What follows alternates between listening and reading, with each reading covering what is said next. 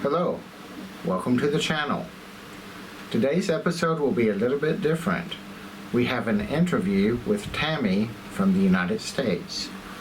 She also has a YouTube channel called Don't Know Where I'm Going Next. Enjoy the interview. Hello, welcome to the channel. I have Tami from the US here.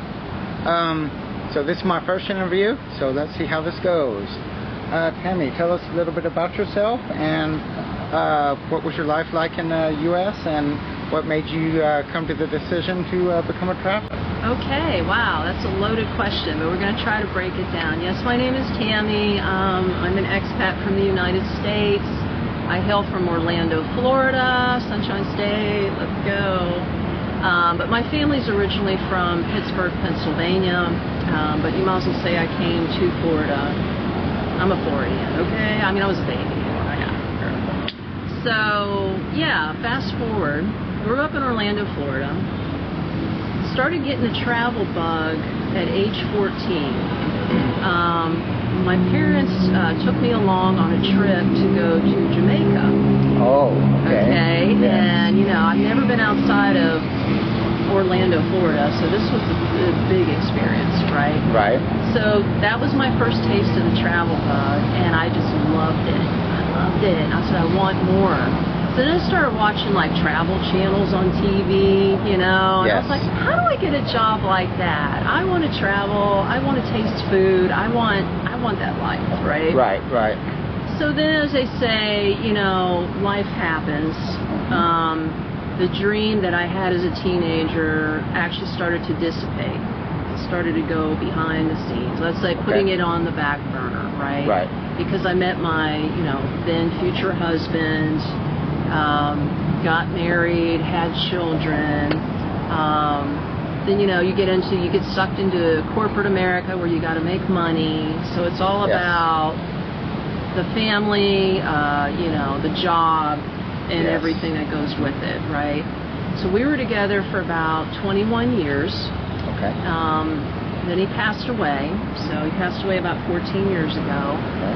And my children at the time were 13 and 7. Okay, so my focus again was just on raising the kids at that point, right? And then I got hit with another big thing is like, because I'm an only child, okay? Oh, I see. And my mom passed away before my husband by 10 years. So then it was just me and my dad. Right. And then my dad passes away. I see. 3 years after my husband. So now it's just me and my kids. Right. So, okay, now I'm just sitting back and I'm reflecting on everything and I'm thinking to myself, holy shit, I'm next. In the order of the progression, like, usually you die before your children, right? Right. And I'm like, that's it, I'm next. So I said, there's got to be something more in this world besides working. You know, and not that I don't like being a mom, you know, but I'm like, well, the kids are going to grow up one day, and it's just going to be me. Yeah. Right? So at that time, when I had that realization, it was like in my late 40s, and then the dream started coming back to the forefront of travel. Right. I was like, maybe I can make this happen, because I have no ties. My husband's gone, my children will be grown soon. Now the only tie is the job. Do I want to keep it, or is there a way I can find a financial way to do this? Cut the ties and go. Right, right. So that's where that came in. So lo and behold, you know, I talked to my children. I said, hey, this is your mom's dream, okay? What do you think about this? At first they were like, well, you know, we're good. We support you. So they supported me, but they were worried me traveling by myself, naturally. Correct. Yes. But I said, look, you know, I'll be good. I'll make it happen, kid. Don't worry. We'll be on WhatsApp. You know, I'll text you all the time. I'll send you Facebook, you know, videos, whatever we need to do to keep in touch. Yes. And we were good. So then it was like, okay, I have a plan. I have my kids' support. And I said, where's the money going to come from? That's the next thing. I need money. So my first initial thing, you know, was I just want to travel the world before I settle down, but I need cash, right? Right. 1-800 need cash now. So I said, you know what, I got my 401k. And I know that sounds reckless, because a lot of people be like, oh my God, you cashed out your 401k. Yes, I did. Okay? I cashed that bitch out, okay? 100%. I got charged 10% penalty, whatever. I used a quarter of the money to pay off some debts I had, so I zeroed out my debts. I sold off everything I owned. I gave my paid-for car to my son, okay? And I was ready. And at that time, I was age 53. Okay. 53. So let me ask you this. Your 401k, traditional or Roth? Roth. So you only had to pay the 10% penalty, but you did not have to pay the early withdrawal. Exactly, Yes. exactly. Yes. Yeah, they got a nice little chunk. Uncle Sam took a pretty penny, but I was like, whatever. I bought my freedom. Yes. I bought my freedom.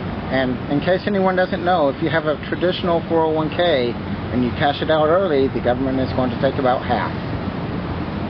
So I think it's about 45%.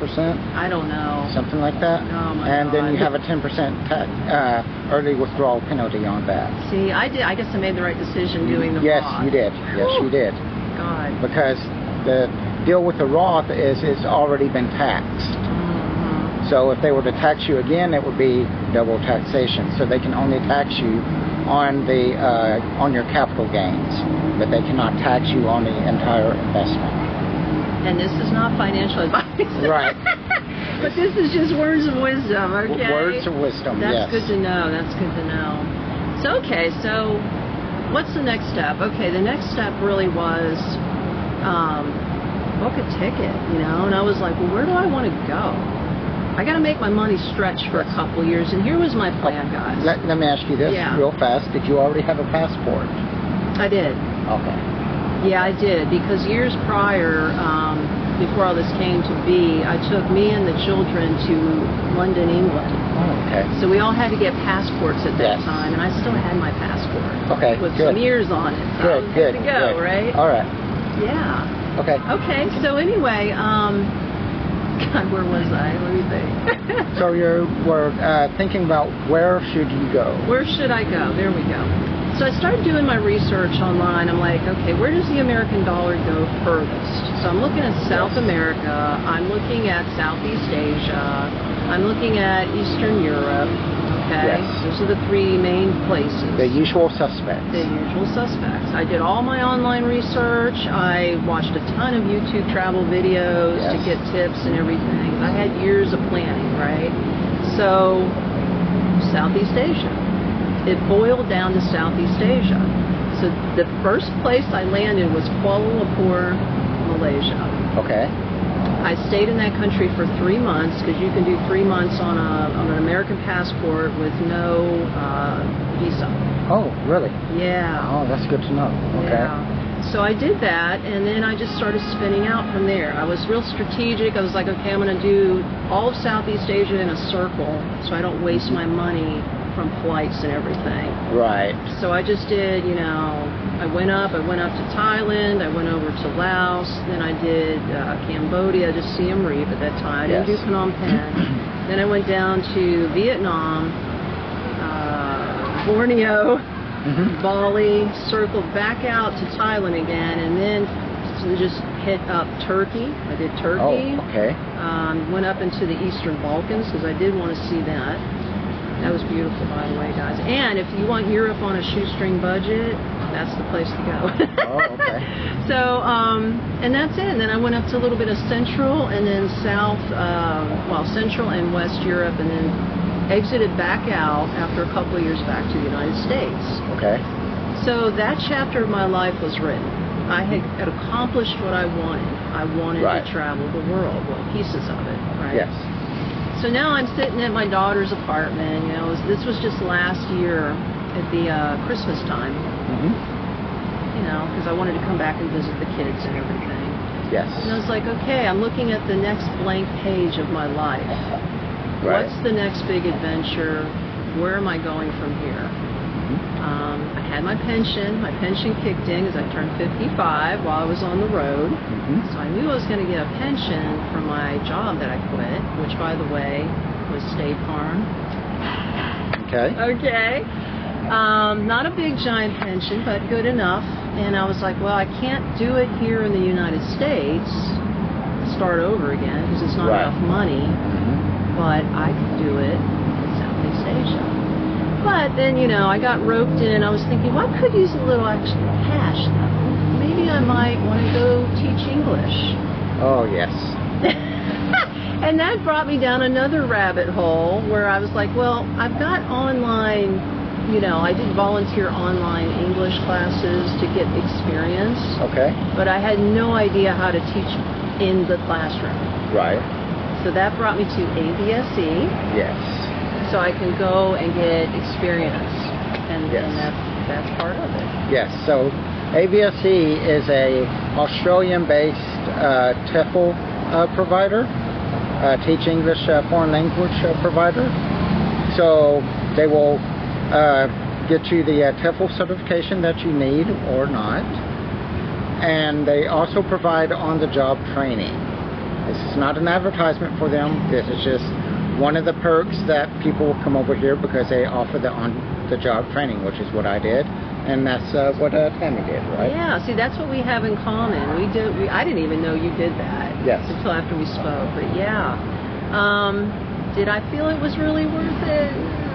I paid $800 to do it, guys. It was like a 2-week course, and I mean, it was okay. Yeah. It was like on-the-job training, but there was no in-classroom training. They just sort of threw me to the wolves and said, here's your lesson plans, go teach these kids, and I've got 30 sets of eyeballs all staring at me. Yeah. I don't know what the hell I was doing. Right. So what they advertise is they have the TEFL program, they have the on-the-job training, and then they have the job placement assistance. So that was another reason I went with the the job assistance program. That was my catch too, because they were going to help you find a job. Yeah. Right. And so I found my job. They sent me on a couple of interviews. I did not get a job through the places that they sent me on. I got a job by just walking to a place, giving them my resume that they call a CV here, and next day I got a call, and one day later I'm employed. So in other words, you can probably do it yourself. Yeah, you probably don't need to pay the $800. I mean, I don't know. It depends on what country you come from. Right. The prices are all different, but it cost me $800. Yeah. I agree with that. But they actually put my resume out, and I did land a job. It wasn't what I wanted, guys. Like, I did not want to teach young kids, right? But I got roped into it because they said that was all that was available at the time. And they can't just find you what you want. They give you what's available. Yes. And what was available was teaching kindergartners. Yes. And that there was is a freaking nightmare to me.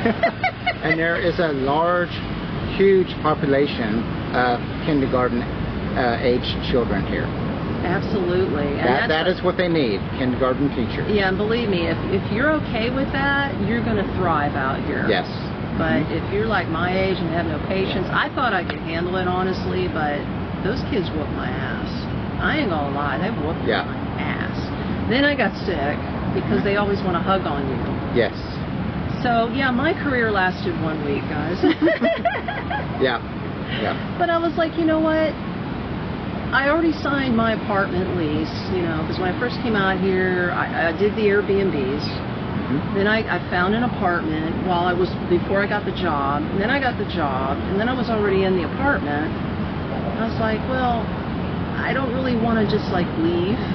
Right. Because I'm roped into a 6-month lease right now, right? But then the longer I stayed, I was like, hey, I can do this just on my pension. This is crazy. Like, I don't need the extra money. Right. You know? Yeah. And now that I've already signed my second lease, so we're going on 7 months living in this one apartment, but I've been out here since January. Yeah. Okay. And I'm like, the more I'm here, the more I like the place. Yes. And the more I don't want to leave. Good. Yeah. Very good. Very good. Yeah. And so getting a visa is very easy in this country. You can get a work visa what was it, $35, I believe? Yeah, it was $35, and then you can get the multiple entry, what do you call it? Well, I got a retirement visa now, but I had the business visa when I came in. Yeah, you can get a multiple entry working visa or business visa, good for 1 year. And as you just mentioned, the retirement visa, which you can get at age 55 with no income verification. Yeah, and that's what shocked me, because when I went online before I went to apply, all hell Google, AI the god, right? He said that I needed to prove my income, to be prepared and have your bank statement ready, have your pension statement ready. But it's so funny, because when I went to, I have a girl that works with ABS here, her name's Jane. And she helps me renew my visa every time. She says, just come to me, she does it for free. So I was like, okay, just pay the amount of the visa. So I asked her, I said, okay, here's what I want to do, Jing. I'm going to switch it to a retirement visa. I said, do you need proof of my pension? And she said, no. I said, you don't need a bank statement? She said, no. I said, what do you need from me? She goes, I just need your passport and I need the money. Okay. Yep. And that's it. Yep, that's it. That's it. Yep. It's that easy. Yeah. And also one other thing, opening a bank account here is not much harder than a retirement visa. Now see, I don't know because I don't have a bank account, but that's what I've heard. Super easy. Super easy. Cool. It does take maybe 30 or 45 minutes, but you know, after that, you know, you're good to go. Now, do you have a bank account? Yes. Through ABA? Yes, ABA is one of the larger banks here, so that's what I have. Okay. Yeah, and whenever I was teaching, they just do direct deposit into your Cambodia bank account. Yeah, I never made it that far. Yeah, so very easy, very easy. Awesome. Okay, cool. Yeah. Okay. Yeah. So let me see here. So what are some of the things you like most about living in Phnom Penh in particular? Okay, what I like the most? Well, everybody says it, but it is true. It's the people. It's a very warm and opening and friendly environment. And I've never had any like negative vibes from the Khmer people out here. Okay. And it is a mixed bag. I mean, we have other Asian nationalities out here, but I've never had anybody like rude to me. Right. They're all really cool out here. Another positive, it's always sunshiny. Well, it's a little cloudy today. Yeah. But I mean, I love the weather. I mean, it's not freezing cold certain times of the year. And I don't have to worry about hurricanes or tornadoes. Right. There are no natural disasters here. Exactly. Yeah. The only thing we're going to get is a thunderstorm. So. And I love the thunderstorms because it cools things down. Yeah. And the other thing I absolutely love, I'm a tuk-tuk girl. It's like they have an app just like Uber, and it's like having a private driver on speed dial. Correct. Yes. Boop, boop, boop. And under 3 minutes flat, I have my private driver, and I can go across town for $3 or less. Yes. You can't beat it. Yes. I don't have to worry about putting gas in a car, you know, and all the things that go with owning a vehicle. Right. And I don't have to drive. Right. Those are my favorite things about Phnom Penh. Yes. Oh, the coffee shop. Sorry, I got to throw that in there. And all the good food. Yeah. So we have a few services here, I guess you would say. We have the Pass app and we have the Grab. And you can get the apps on your phone, and if you use the apps to book your rides, it's going to be significantly cheaper as opposed to seeing someone on the street that you hailed to take you somewhere. And don't let them do that, because like when you start walking like through the streets or whatever, and you'll get tuk-tuk drivers. Yeah. Madame, that's what they say to me. Madame, Madame, will you need a ride? Madame. Oh my God, they will charge you so much money. Yes, it will be double the price easily. Don't do it. Yeah. Always go through the app. Always go through the app, and it's very easy to use. Oh, it's super easy. Like if you know how to use Uber back in the States, you can definitely use the Grab app or the Pass app or whatever app you want to use. Yeah. Okay. Any other positives? Oh my gosh. I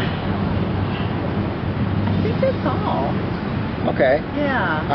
Other than cheap living. No. I was just going to say the cost of living has to be a plus, right? Okay, yeah. I have a huge 1-bedroom apartment with a 180 wraparound balcony, 2 baths. I don't know why I got 2 bathrooms, but I do. Big living room, big kitchen, and I only pay $330 a month. Wow. And my utilities, I get free Wi-Fi. Ooh, I pay $5 for my water. Doesn't matter how much water I use, it's $5. Now my electric can fluctuate. I don't run my power during the day. I open up all my windows. I have 9 windows, okay? And I have a fan, so I just open it all up, and I save my electricity that way, and then I just run my power at night. Okay. But on average, I think I spend anywhere from $50 to $80 a month on power. Oh, okay. So it just depends on how much I use it. Okay. Yeah. And that's it. That's my bills. Yeah, that's good. And $5 for my cell phone. Oh, I get the 40 gigabytes through the smart plan. $5 a month. Okay. Great. Yep. Good. Okay. And what is a con? The con. It's the humidity. Really? It's the humidity. Yes. And it's so crazy because I'm a Florida girl. And I come from humid, the humidity from the state is crazy, right? But this is next level to me. Yeah. This takes it up a notch. Yeah, this is a tropics humidity. This is tropics. Yes. And if you don't like to sweat, you're in trouble because you're going to take a shower and just sweat. Yes. You just sweat. It's just a sweat thing. I mean, we all sweat. So don't worry about stinking because we all stink, okay? Yeah. Yep. Yeah. Very good. It's the humidity. And let me think if there's any other concept. Oh, the infrastructure. Some parts of the city is easy to walk. Yes. Some parts are not because there really is no sidewalk. The motorbikes just go up there and they park or they drive on it, and you're dodging motorbikes on a supposed sidewalk. Trash can be a problem. Yes. Oh, and the smell from the sewage. Yeah, that's always very aromatic. I even wear the medical mask when I'm on a tuk-tuk, and I still can smell the sewage coming in, and I'm like, ugh. Yeah, but other than that, the good smells come after, and that's all barbecue down the road. Right, yes. I would say those would be the cons. Good, good.